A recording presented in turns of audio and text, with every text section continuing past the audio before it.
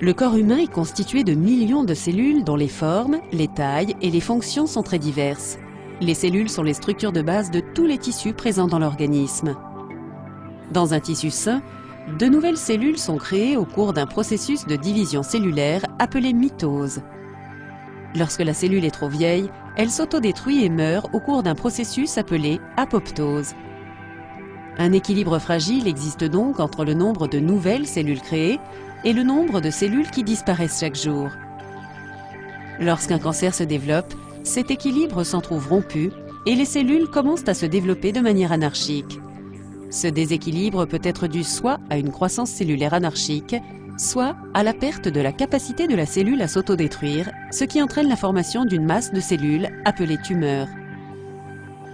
Une tumeur bénigne, c'est-à-dire non cancéreuse, est une excroissance de cellules d'apparence normale. Ces cellules restent cantonnées à leur siège d'origine. A l'inverse, les cellules malignes ou cancéreuses ont la capacité de migrer, on dit métastaser, vers d'autres régions du corps par le biais des systèmes circulatoires ou lymphatiques et forment de nouvelles tumeurs dans ces nouvelles zones. Les cancers portent le nom de l'endroit où ils ont pris naissance.